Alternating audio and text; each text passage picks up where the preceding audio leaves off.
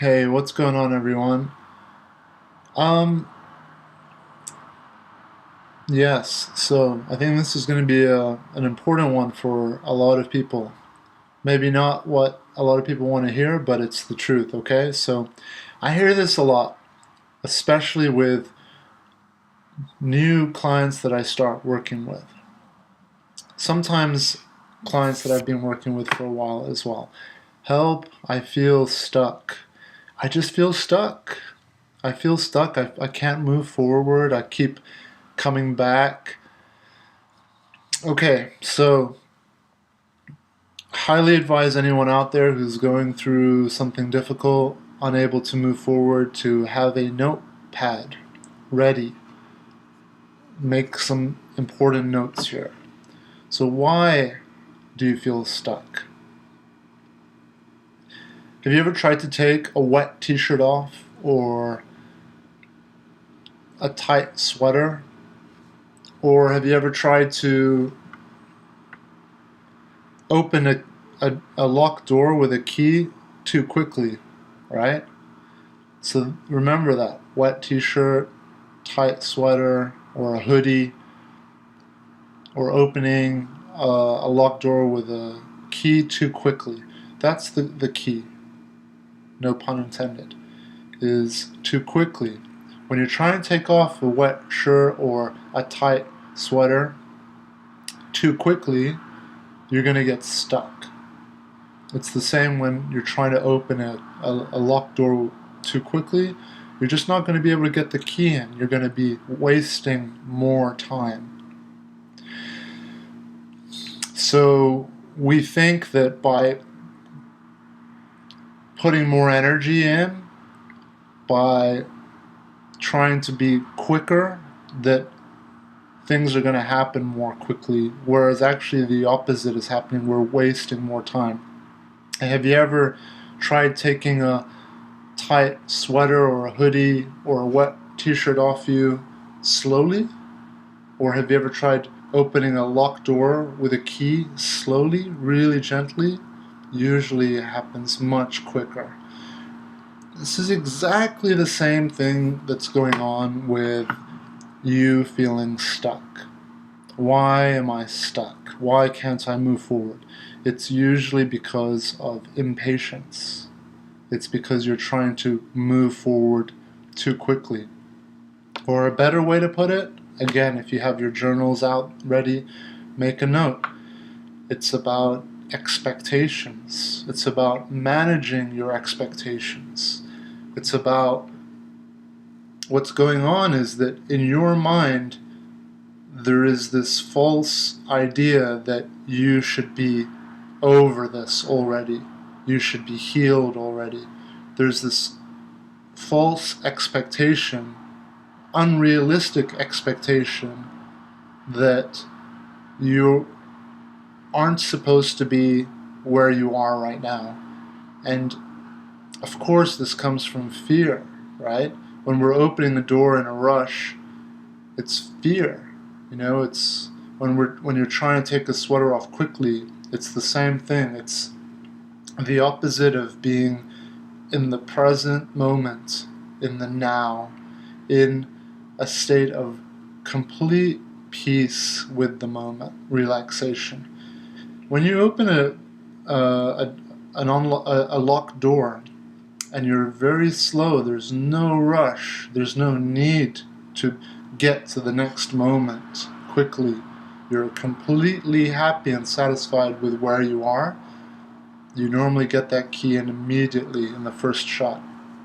Even better way to explain this is if you're not thinking about it and you just do it, you normally will get it in one shot. Boom, straight in the hole, unlocked, opened.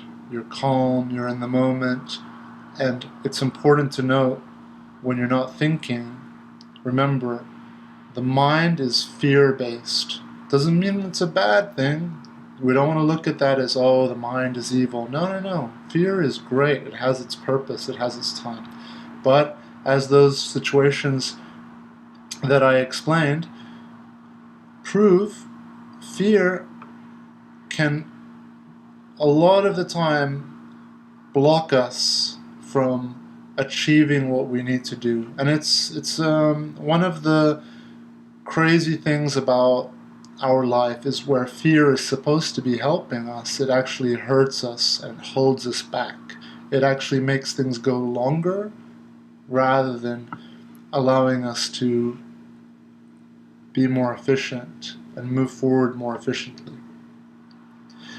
And the reasons for that, if anybody's interested, is simply that our biology is still catching up for our society, for the world we live in.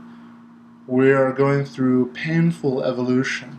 Evolution is always painful, but because our society, our world has evolved and transformed so rapidly, our biology is still behind. We still have the biology of, 50,000 years ago, 100,000 years ago, of fear, of a lion jumping out. It's not even 100,000 years ago. You can argue that our biology is designed for just 100 years ago. Fear of disease, fear of predators, fear of... Only 100 years ago, people were being raped, people were being murdered, there were wars going on with axes and swords. So our biology, the verdict is still out, according to our biology, as to whether this society we're living in right now is going to be stable and last a long time. Of course, from our perspective, we're like, yeah, of course, this is the world we live in, and it's only going to continue and progress. But believe it or not, our body is our biological cellular wisdom is very high, and it works in a much more simple way. It works in a way of, well, I'm going to wait and see. And if these changes that are happening, are stable, then I'm going to evolve and adapt my biology to cater for this world. But our body, as I said, cellular wisdom, our biological wisdom is incredibly advanced, yet very simple in the way that it works. So I don't want to digress too much, but let's go back to the gist. Let's go back to the root of what this video is about. Feeling stuck. Help me, I feel stuck. So, if the reason for you feeling stuck is impatience, you're in a rush to get to the next step, you're not embracing the now, you're not at peace with where you are. And it's completely understandable. Where you are right now is a place of suffering, probably, right? A lot of pain. So it's natural for you to want to move forward, move through this, and get to the other side. But the trick is, or the funny thing about it is, that the more you rush, the more you try to get that sweater off you quickly, the longer it's going to take, the more effort and energy, the more pain you're going to go through, the more stress you're going to go through. The correct way to take a tight hoodie or sweater off is peacefully, very slowly, calmly, and in a very relaxed way. And that is exactly the way that you should be, or I'll say that's the best way to be going through any struggles that you might be going through right now, whether it's going through a breakup or letting go of an addiction or any struggle in life. Our life is full of daily struggles. So that's another thing that is very important for us all to understand. Just because we're going through something difficult doesn't mean that life is supposed to be happiness all the time. We forget that even once we're through that difficulty, that life is still a daily journey and adventure of ups and downs. There's no ups without downs. There's no stars without darkness. There's no rainbows without rain. Both are important. If I'm writing a song, the euphoric, inspiring, epic, victorious moments in the song that I'm writing or the album that I'm writing won't exist if I don't put passages where it's down and in the dumps or dark. Darkness and light, yes, I'm sure a lot of us have heard this a million times, but how many of us truly understand this? Really understand and feel it? Not many. If you can understand and really feel it and understand that without darkness, without suffering, without pain, there is no pleasure. If you can understand that, you're going to save yourself a lot of stress, a lot of time, a lot of energy. It's a more evolved way of understanding. It's a more mature way of understanding. And it takes time. It takes time to learn these things. So that leads me perfectly into the flip side, or part 2 of this video, which is this will take time. So if you're rushing, if you're impatient and you want to get to the next step, remember the sweater, remember the locked door. You're only going to make this last longer. If you're going to be in a rush, if you're going to be panicking, if you're going to be freaking out every moment, you've got to take a leap of faith and accept and embrace. Remember, acceptance is what? It's love, right? Love this moment you're in. Even though it's hard and it doesn't feel right, doesn't feel good, love it. And you might be surprised with how you'll feel towards the moment.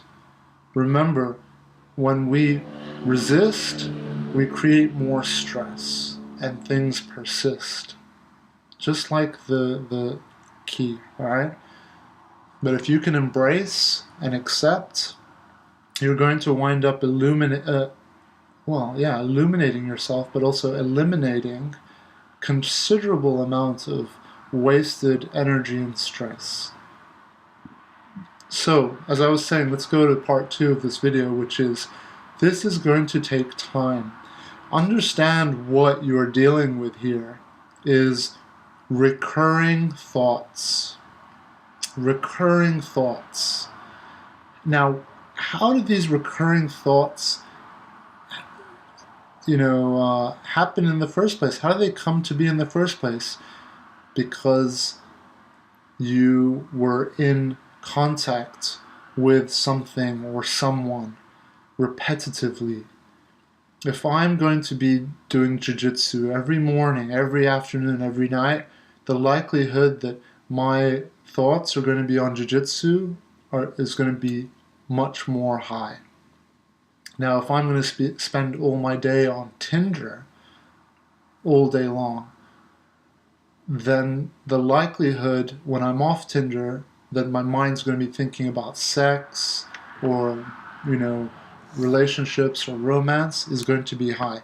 And the more I spend my days doing that, the more I create a habit of that. I don't know if many of you have watched the video I did a week or so ago or a couple weeks ago on the sushi belt of thoughts, and how do those thoughts come onto that sushi belt? Because you're having them. That's how they happen. It's all conditioning, all right? The more I think a thought, the stronger it becomes in my mind, the stronger a habit it will become. What that means is, a habit is something automatic. It's something that you don't need to put that much energy or attention into to access it. It just pops up. So why am I thinking of my ex, or why am I thinking of alcohol, or why am I thinking of sex so much, or why am I thinking of, whatever it is that's holding you back? Why are you thinking those thoughts? It sounds crazy, but the reason why you're thinking of them is because you're thinking of them. Or because you're doing something your attention is on something related to those thoughts, right? So step one is always to be aware of that. Be aware what you're doing and what the results are. Write that down. That's a very simple equation for life. A simple equation for life, for any mathematicians or logical thinkers out there. Mathematics is an excellent way to solve problems, right? And what we're going through, what you're going through out there, what if it's a breakup, an addiction, or whatever, what we go through in life, the daily challenges, are problems that can be solved. They can be solved mathematically. And a simple equation, it's simple to know, but it takes application. You've got to do it. Knowing it is not enough. Watching all these videos and reading all these books is not enough. It's entertaining and it's knowledgeable. It distracts you, but you've got to apply it. It's not enough for me to know that doing push-ups is going to help me get in better shape, or doing pull-ups on this bar. It's amazing, by the way. I highly recommend it. It's a squat rack. Not even that expensive. I paid about $700 for it. Some of you are thinking, whoa, that is expensive. It's really not. This thing has saved me so much money in therapy, on my neck, and getting massages. Just simply hanging on a bar is amazing for your body. It stretches your muscles. It alleviates pressure on your discs for your spine. So I cannot recommend this enough. Just hanging on it for a minute, or 2 minutes a day, it will have an amazing effect on your health. But anyway, I don't want to digress too much. The point is that this is going to take practice and time. Me knowing that pull-ups or push-ups are good for me, is that going to have any effect on my life? No, nothing. If I know that push-ups are good, if I know that pull-ups are good, it's the same as everyone out there who knows that self-love is good, or knows that negative thinking is not good, or that all of the stuff that I'm talking about, it's correct. But what are you doing about it? Are you actually doing any push-ups? I remember when I first got into push-ups. It was 2007, so 10 years ago. And I remember when I first started, I couldn't do 10. Now I can do 100 in one shot. Did that happen overnight? Of course it didn't. It started slow. I started with aiming for 10 first. Actually, to be honest with you, I could only do 5. But I was doing them. Every other day I was doing them. I set a goal for myself that I want to be able to do 10. Before I knew it, I was able to do 10 pretty comfortably. It took me about a month or so. Probably a bit less than that. And then I stepped it up to 50. And I spent maybe 2 or 3 years on 50. And then after 50, I decided, let me go for 100, right? And for the past 3 or 4 years, I've been on 100. Sometimes I go to 120, but 100 I found is a good place. It's a healthy place. I'm happy with it. And that's how it works. Is yes, the beginning is going to take time. It's going to take effort. But if you're not putting the practice, if you're not practicing it, doing it, then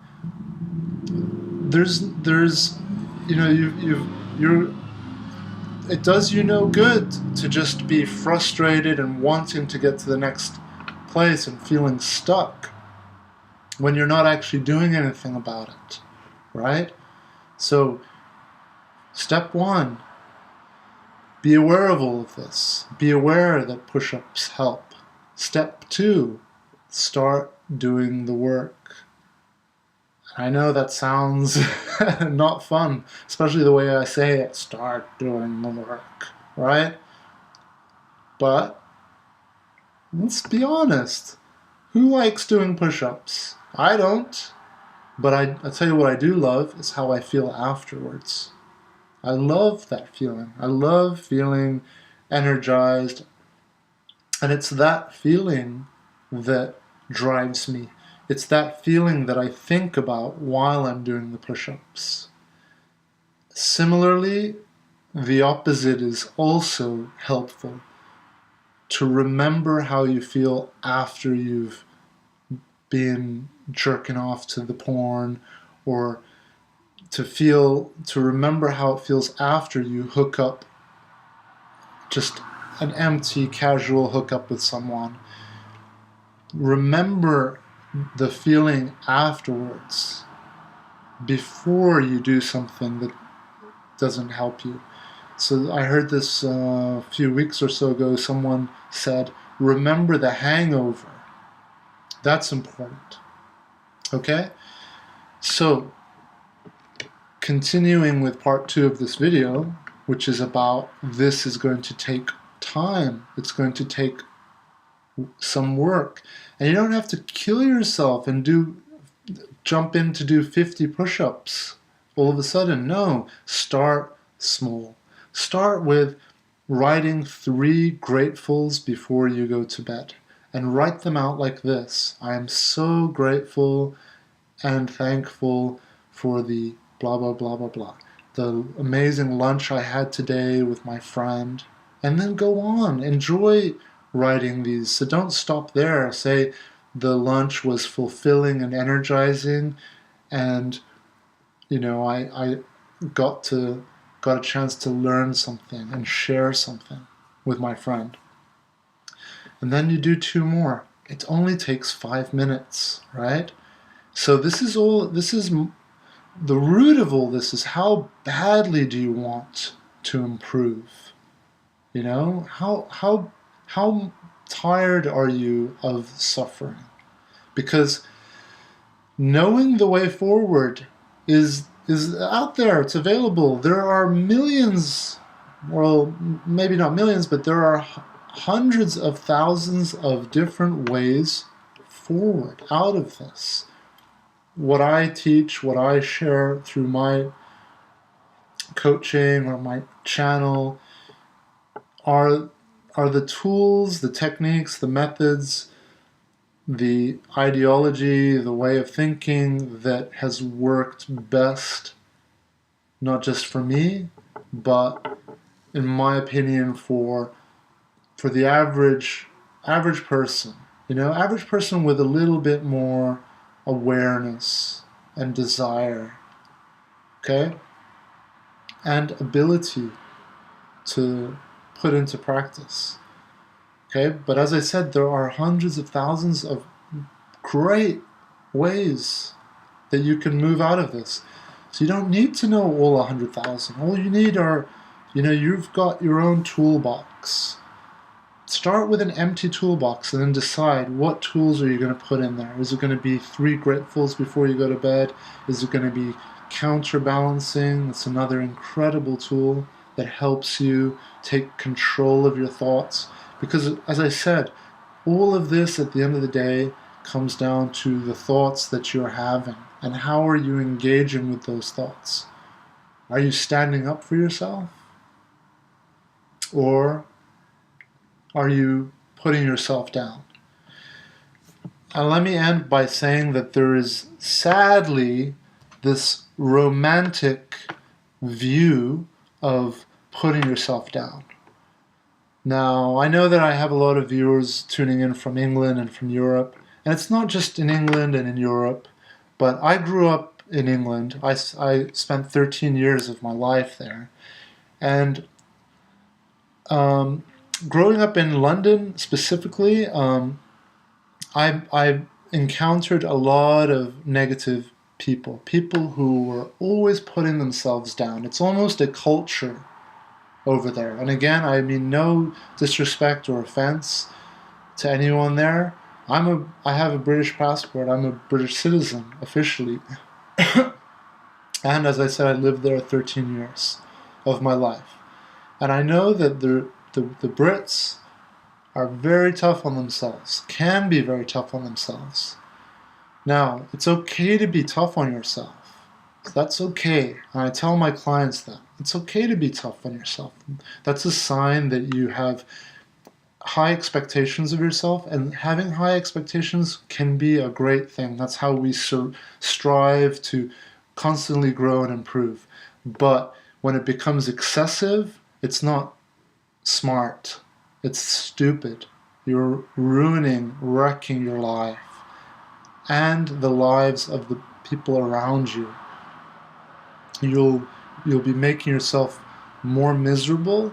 You'll be bringing down your self-esteem, chipping away at it, chipping away at your self-confidence, and you're not going to be inspiring, energizing, motivating people around you. It all starts with yourself. Now, like I said, this happens all around the world, not just in England, not just in Europe, but I just want to make this point very clear that for many, many, many, many, many decades, even centuries, there's been this romantic view of the struggling artist, the person who's depressed and hard on himself and sad. Let me just say this. When you've been through true sadness, true emptiness, true loneliness, and when I say true, the emphasis is on true, you're not going to want to spend another minute in that place. Someone once told me, and it's stuck with me, and it's something I share with a lot of people, darkness is overrated. And it truly is overrated. Darkness is overrated. Get busy living. You're wasting and wallowing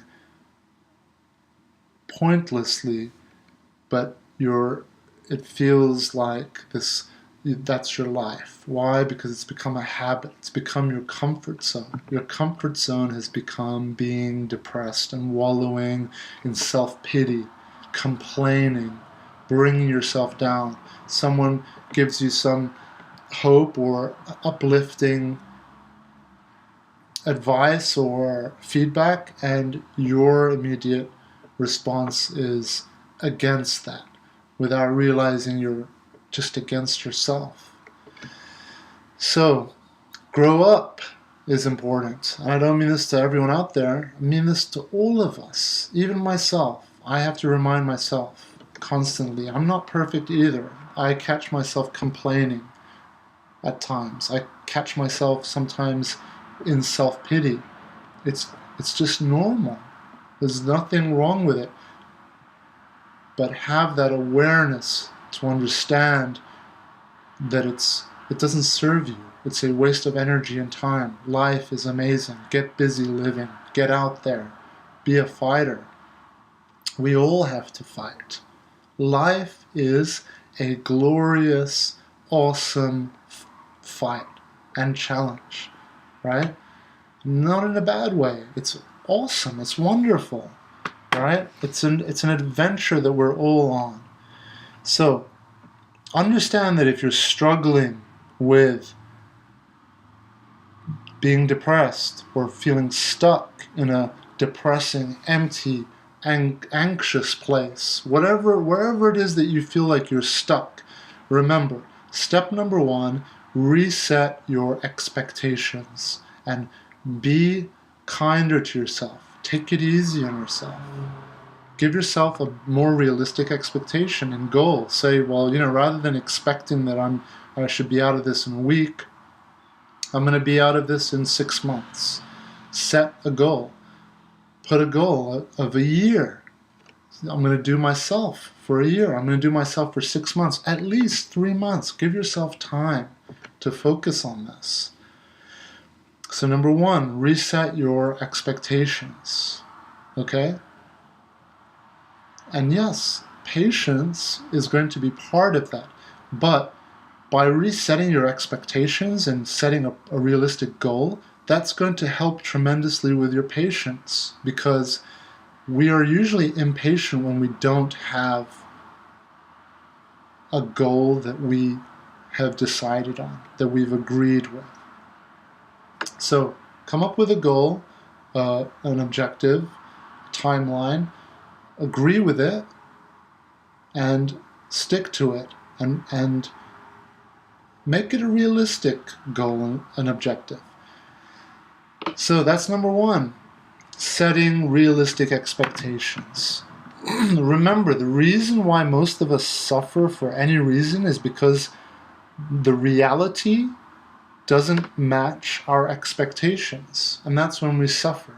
So look at the reality of the situation and forecast according to the reality. If you've just come out of a 10-year divorce and relationship, well, look at the reality. Use your mind. Use your wisdom. How long do you think it will realistically take you? And what work will you need to do? If you're going to do a little bit of work every day, it's going to take longer, right? If you're going to do more work every day, you're going to reduce that amount of time. Okay? So don't rush. Embrace. Train yourself to embrace and love this moment. An amazing coach I once had in jiu-jitsu, once on the mats, told me, find hell on the mats and learn to be comfortable there. Learn to love it. And what he meant by that is find that place where you're about to give up, that place where it's so hard and you just don't want to be there anymore. In other words, a place that you might be going through right now if you're going through a breakup or whatever that's difficult. Don't run away from that place. Running away, that's resisting. That's going to make it last longer. Have the courage to embrace that place and have the courage to train yourself to become comfortable with that place. Don't think what I mean by that is that it should be happening the first time you try that. No. It's going to start clicking after maybe the 10th, the 20th time, the 30th time you try it. But the point is, try it once, and yeah, it might be too hard and you're going to go back to whatever it is else you were doing, but then go back to it, and then go back to it, and go back to it. Yes, you might find that when you embrace that place, you're going to cry, you're going to scream, you're going to be angry. Well, prepare and plan and know how you can express yourself creatively, productively, constructively, not destructively, right? There are many ways, there are many techniques of being able to do that. Sports is one of the best. Go out and do some kickboxing. Do a cardio punching class where you can punch a bag. It will be worth your money. Okay? We spend a lot of money on other things, but we don't invest money in our mental health, which is so important. Do some yoga. Yoga is a beautiful form of meditating. Go out and do some dance classes. Exercise. Doing something where your body is sweating. I put that up very high on the list. For me, jiu-jitsu, for me, kickboxing, Muay Thai, Western style boxing, wrestling, things like that I love. I love swimming. I love even sometimes going out and playing football, soccer. Sports is giant, is so important. If you're not doing a sport and you're suffering and you feel stuck,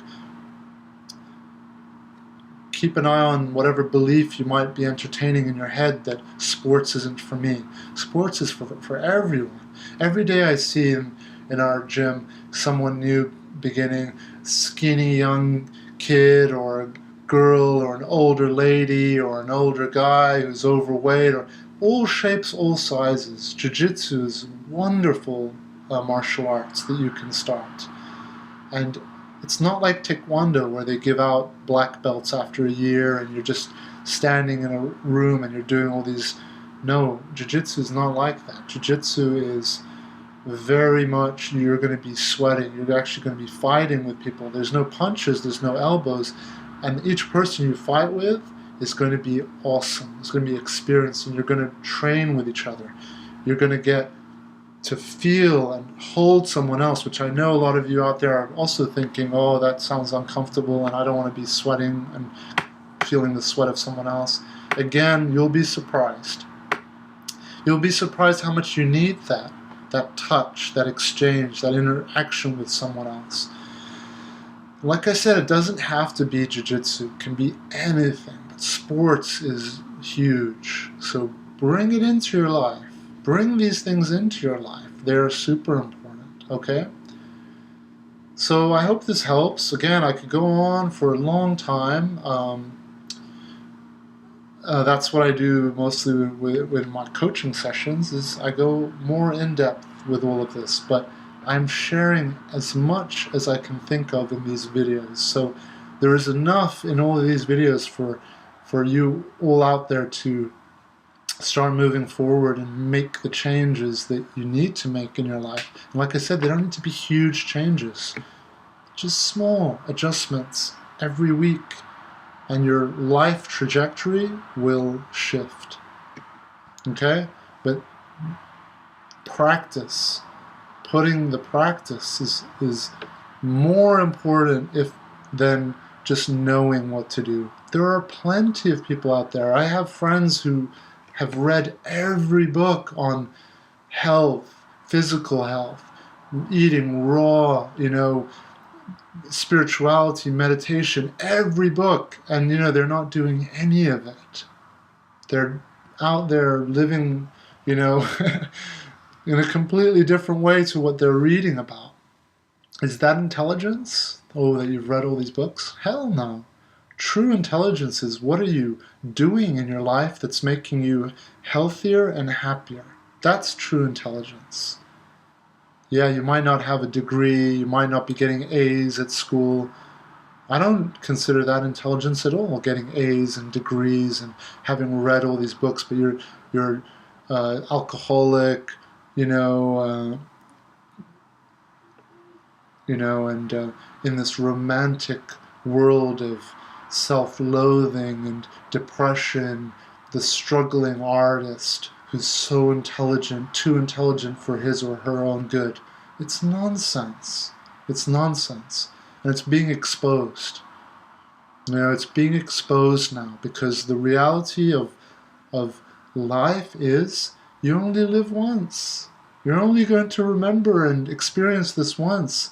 So we're here to enjoy it as much as we can. And if you're listening to this message right now, the message that, the path that I'm on, that I hope a lot of us are on, is the path of getting the most enjoyment out of life for as long as we can. No, I don't want to be enjoying my life for 6 months or a year, to just empty my bank and go world traveling just for a couple of years. That's not smart. It's not smart. I don't want to do that. I'm going to have an awesome time for 2 years, but then what? I'm going to be struggling and suffering for years and years and years to come? Hell no. I want 40 years of having an awesome time. I want 50 years. I want the rest of my life to be awesome. I want every day to be awesome. Does that mean that I'm going to be avoiding hardship and struggles and the downs? Hell no. But at least when the downs come, I know how to engage with them. I know how to love them. I know how to embrace those moments. I know how to put the key into the lock and make it click. So I hope this video helps, and I'm sending you all out there all the very best. Darkness is overrated. Life is incredible. Learn to love everything. Learn to be able to love even the hard, difficult moments you're going through. And if you do, as they say, love conquers all. And it truly does. It sounds cheesy, but it's the truth. It's the greatest power of all. So learn to use it, learn to harness it, learn to strengthen it, and then be patient. Take your time. Relax into this moment. Allow whatever needs to happen, and then don't dwell. Don't dwell. Okay? All right, everyone. Adios for now. Talk to you all soon.